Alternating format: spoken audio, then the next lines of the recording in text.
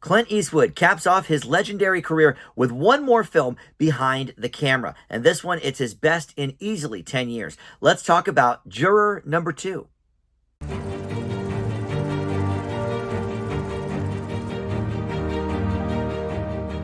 Hey guys, Dan here. This is Dan Reviews It. Welcome to my spoiler-free review for the new movie Juror number 2. This is available on Max, and in fact, it's listed as a Max original, but as a lot of streaming films are doing lately, it did actually have a small theatrical run a few weeks ago in November, and a lot of the streamers, I think, are realizing, hey, we spent the money to make this movie. Let's at least put it out in theaters, make a little bit of coin off of it before we put it on our platform. But this is listed now as a Max original, so a lot more people certainly will see it that way, which is how I watched it. But this is Clint Eastwood's swan song. It is his last film, he has told us.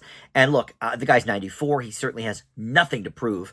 He's done it all in acting, directing, Oscars, and all of that. But this is, like I mentioned, easily his best film in at least 10 years. It depends on sort of where you fall on American Sniper. That was, I think, a great movie. At the time, I gave it an A. I think in retrospect, it's probably a bit lower than that.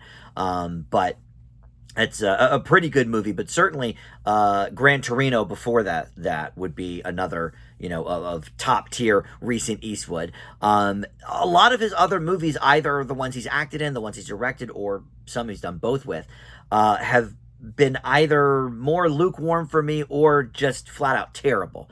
Like the 1570 to Paris, I gave an F. He wasn't in that, he just directed it, but it was just god-awful. And then a lot of them are more middling, like Cry Macho and The Mule. They get more like in the C+ kind of range for me. But this is certainly a great one to go out on. We'll talk about what this movie's about here and my thoughts on it a little bit further here in a second. But first, let me welcome you back to the channel. If you are one of my Dan Reviews It subscribers already, thank you so much for that. Love having you guys return. But if you're not, please consider subscribing, click that notification bell, or you can just like this video, comment below. That stuff, of course, helps the channel out as well. And I love interacting with you guys on the comments. So let me know if you saw this movie, let me know your thoughts. But if not, what is your favorite Eastwood movie, either as a director or as an actor? And certainly there's different phases to his career, right?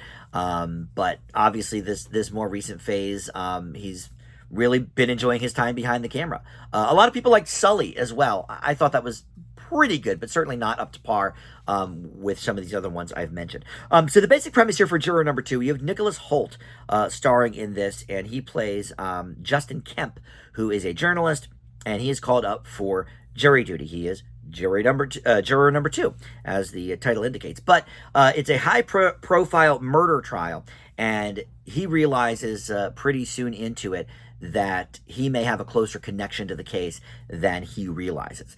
We've also got sort of a side story where his wife is about to give birth. She is very pregnant, and he wants to be there for her, but getting out of jury duty because of that was not going to happen. So you have here as well Toni Collette as the district attorney prosecuting the case. You have Chris Messina from The Mindy Project, and he was in Air recently. He is the public defender of the case. You also have J.K. Simmons on the jury, and he is also a former homicide detective. So he has some ideas about the case himself that maybe the lawyers hadn't thought of or what have you. We also have Zoe Deutsch as the wife of the Nicholas Hoult character, and as well, a couple other people you may recognize on the jury, including Cedric Yarborough and Leslie Bibb. And Kiefer Sutherland is here as well. This is really quite the star-studded cast. Kiefer Sutherland plays an Alcoholics Anonymous sponsor for the Nicholas Hoult character, and he also plays a defense attorney. And for me, the Kiefer Sutherland character is really just exposition man.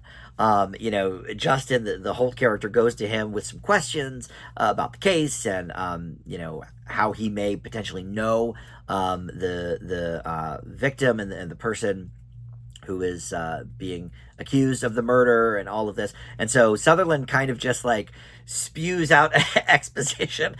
Look, I mean, it's a good performance, of course. We love Kiefer Sutherland, but I don't know. Was it really necessary to the story rather than, I don't know. Instead of just explaining it some other way, but he that seems like his kind of sole purpose for the movie. But anyway, This was not written by Eastwood, directed and co-produced only. It was written by Jonathan Abrams, and this is, I guess, his highest profile feature film. He's done a few things more in the theater universe, including the musical "The Heart of Rock and Roll." He wrote that. I don't know if is that a Huey Lewis jukebox musical. I'm not sure, but in any event, he is. This is his, I guess, highest profile feature film. But that is where the movie really shines. Is the script. I mean, the directing is fine.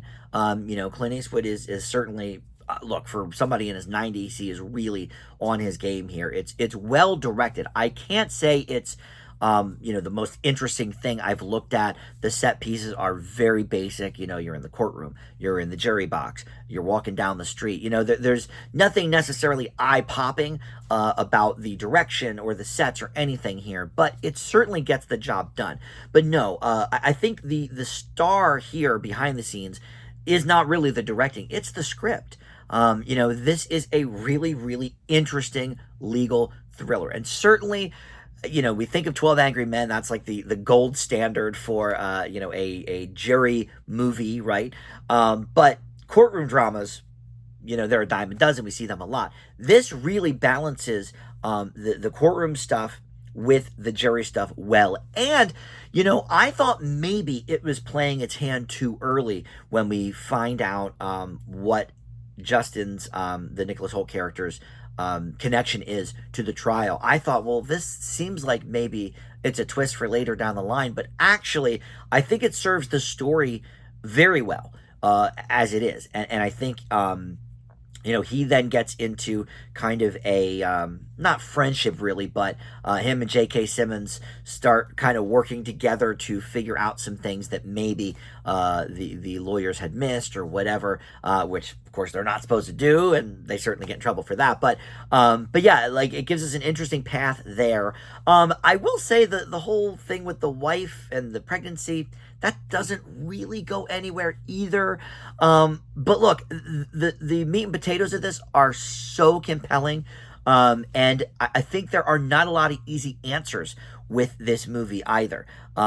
Because to us in the audience, it's pretty obvious, whether this guy is guilty or not. And again, maybe they're playing certain cards too early, but I actually think it serves the story well, because we have a lot more information in the audience than a lot of the characters have, and so it becomes a bit of a morality play as well, that I think is very, very interesting. Cedric Yarborough's character, very instrumental in that sort of portion.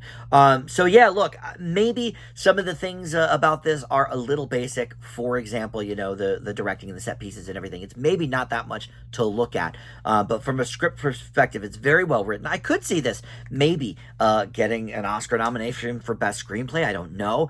It did mark on the top 10 list of the National Board of Review. So obviously, there are critics out there that are really enjoying it. It didn't make AFI's top 10. But anyway, look, bottom line is this is easily Eastwood's best film in many, many years. And it's taking him out, I think, on a high note. I leave Juror number 2 with an A-. And like I said, it's now listed as a Max original. So you can check it out now on Max. All right, thank you so much for watching Dan Reviews It, and I'll see you next time. Bye.